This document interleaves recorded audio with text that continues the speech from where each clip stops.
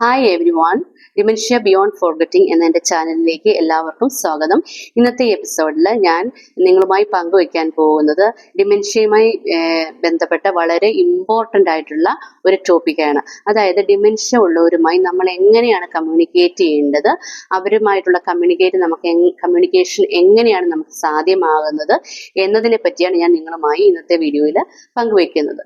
ഇത് ഒരു ബ്രോഡ് ടോപ്പിക്കാണ്, അതുകൊണ്ട് തന്നെ അതിൻ്റെ ചില തുടക്കത്തിലുള്ള ചില കാര്യങ്ങളാണ് ഇന്നത്തെ വീഡിയോയിൽ ഞാൻ നിങ്ങളുമായി സംസാരിക്കുന്നത്.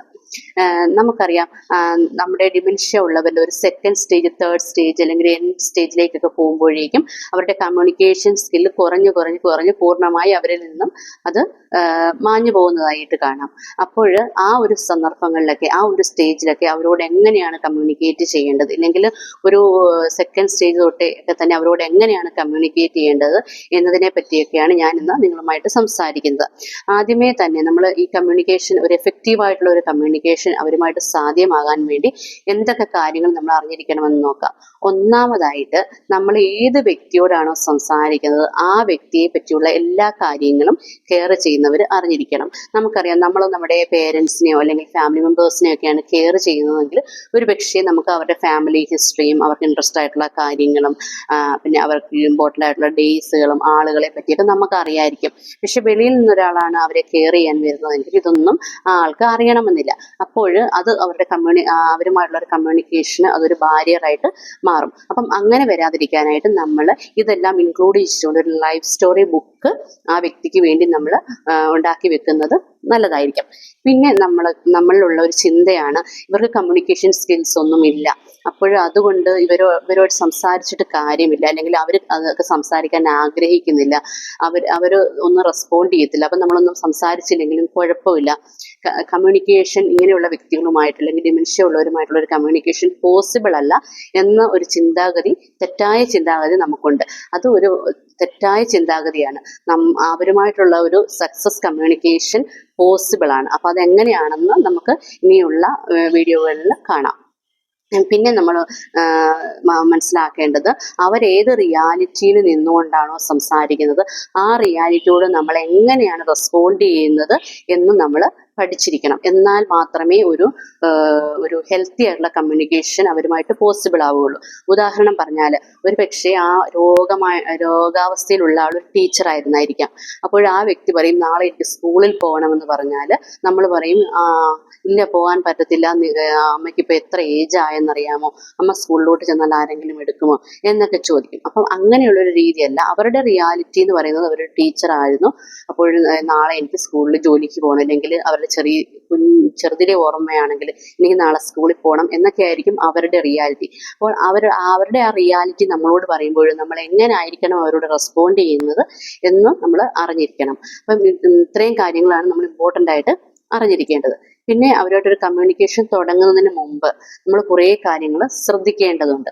അതെന്തൊക്കെയാണെന്ന് നമ്മൾ നോക്കാം. ആദ്യമായിട്ട് നമ്മൾ ഡിമെൻഷ്യ ഉള്ള ഒരാളുമായിട്ട് സംസാരിക്കുമ്പോൾ, അല്ലെങ്കിൽ അന്നല്ല, ഏത് വ്യക്തിയോട് സംസാരിക്കുമ്പോഴും നമ്മൾ ആദ്യം ചെയ്യേണ്ടത്, നമ്മൾ ആരോടാണോ സംസാരിക്കുന്നത് അവരുടെ ഒരു അറ്റൻഷൻ നമ്മളിലേക്ക് എത്തിക്കുക എന്നാണ്. അതായത് ഫസ്റ്റ് അവരുടെ ഒരു മാക്സിമം ഉള്ള ഒരു അറ്റൻഷൻ നമ്മളിലേക്ക് കൊണ്ടുവരണം. അതിനുവേണ്ടി നമുക്ക് എന്തൊക്കെ ചെയ്യാൻ പറ്റും? അവരുടെ ഒരു ഐ ലെവലിൽ നിന്നുകൊണ്ട് നമ്മൾ സംസാരിക്കാൻ നോക്കണം. അതായത് അവർ നിൽക്കുവാണെങ്കിൽ അവരുടെ ഒപ്പം നിൽക്കണം, അവരിയ്ക്കുവാണെങ്കിൽ നമ്മൾ അവരോട് ഇരുന്ന് സംസാരിക്കണം, അവർ കിടക്കുവാണെങ്കിൽ അവരുടെ ബെഡ് സൈഡിൽ ഇരുന്നു കൊണ്ട് അവരുടെ ഐ ലെവലിൽ നിന്നുകൊണ്ട് സംസാരിക്കണം.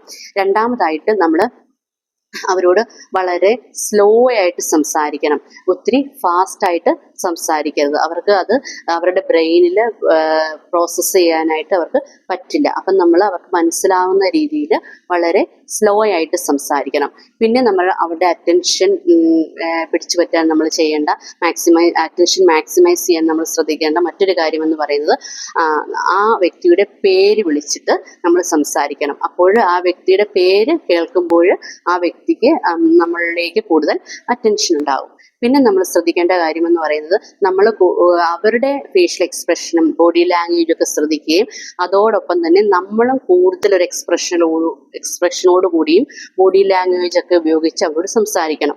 നമുക്കറിയാമല്ലോ, നമ്മളൊരു വ്യക്തിയുമായിട്ട് സംസാരിക്കുമ്പോൾ ഒരു 80% നമ്മൾ നോൺ വെർബൽ കമ്മ്യൂണിക്കേഷൻ ആണ് നടത്തുന്നത്. 20% മാത്രമേ നമ്മൾ ആ വ്യക്തിയോടുള്ള ഒരു വെർബൽ കമ്മ്യൂണിക്കേഷൻ, ആരോടായാലും ഒരു വെർബൽ കമ്മ്യൂണിക്കേഷൻ നടത്തുന്നുള്ളൂ എന്നാണ് പറയുന്നത്. അതുപോലെ നമ്മൾ ഡിമെൻഷ്യ ഉള്ളവരോട് സംസാരിക്കുമ്പോൾ നമ്മൾ എന്താണോ പറയുന്നത് അതിൻ്റെ ഒരു എക്സ്പ്രഷൻ നമ്മുടെ ഫേസിൽ നമ്മൾ കാണിക്കണം. അതായത് നമ്മൾ സന്തോഷമുള്ള കാര്യങ്ങളൊക്കെയാണ് അവരോട് സംസാരിക്കുമ്പോൾ നമ്മുടെ ഫേസിൽ ആ ചിരിയും ആ ഒരു സന്തോഷത്തിൻ്റെ എക്സ്പ്രഷനും ഒക്കെ നമ്മുടെ ഫേസിൽ കാണിക്കുകയും കൈയൊക്കെ ഒന്ന് എടുത്തൊരു ബോഡി ലാംഗ്വേജ് ഒക്കെ ആയിട്ട് വേണം അവരുമായിട്ട് സംസാരിക്കാനായിട്ട്. പിന്നെയുള്ളത്, നമ്മൾ സംസാരിക്കുമ്പോൾ ഒരു വ്യക്തി മാത്രം ആ ആളോട് സംസാരിക്കാൻ ശ്രമിക്കുക. 2 പേരും 3 പേരും ഒന്നിച്ച് ആ ആളോട് സംസാരിക്കാൻ പോകാതെ ഒരു സമയം ഒരാൾ മാത്രം ആ വ്യക്തിയോട് സംസാരിക്കുക. രണ്ടാമതായിട്ടുള്ളത്, ഒരു സമയം സിമ്പിൾ ആയിട്ടുള്ള സിംഗിൾ സെന്റൻസ് അവർക്ക് മനസ്സിലാവുന്ന രീതിയിൽ അവരോട് സംസാരിക്കണം.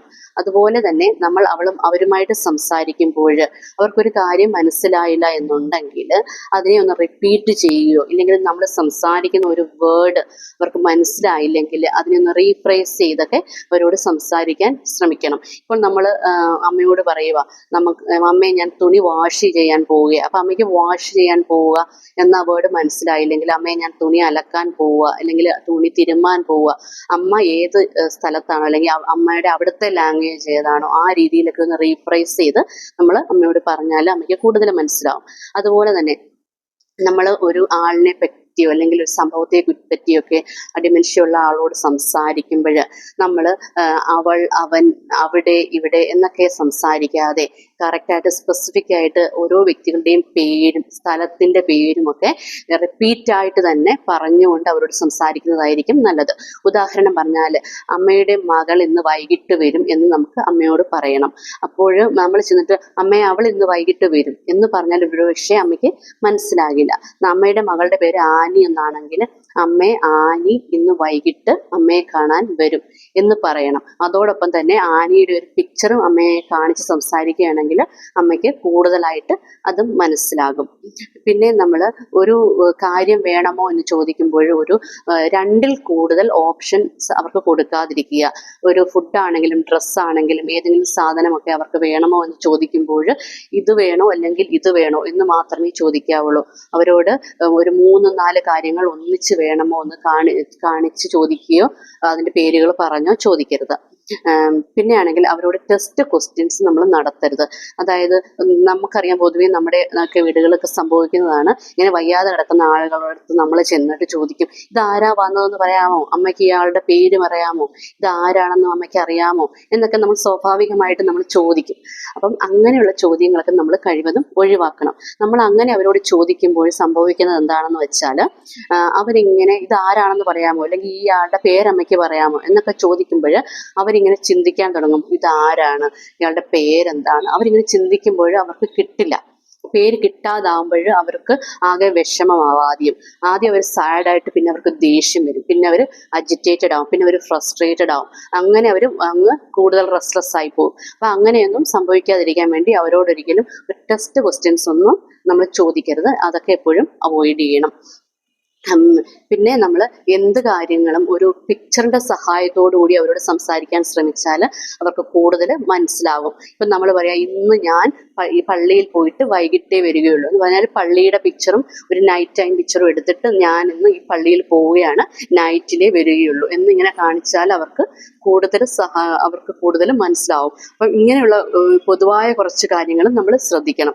പിന്നെ ഓരോ സാഹചര്യത്തിനനുസരിച്ചും അവരുടെ ഓരോ ചോദ്യത്തിനനുസരിച്ചും എങ്ങനെയാണ് സംസാരിക്കേണ്ടത് എന്നതിനെ പറ്റി ഉള്ള കൂടുതൽ കാര്യങ്ങൾ ഇനിയുള്ള വീഡിയോയിൽ ഞാൻ പറയുന്നതായിരിക്കും. അപ്പോൾ ഇന്നത്തെ വീഡിയോയിൽ ഞാൻ നിങ്ങളോട് പറഞ്ഞ കാര്യങ്ങളൊക്കെ നിങ്ങൾക്ക് മനസ്സിലായി എന്ന് കരുതുന്നു.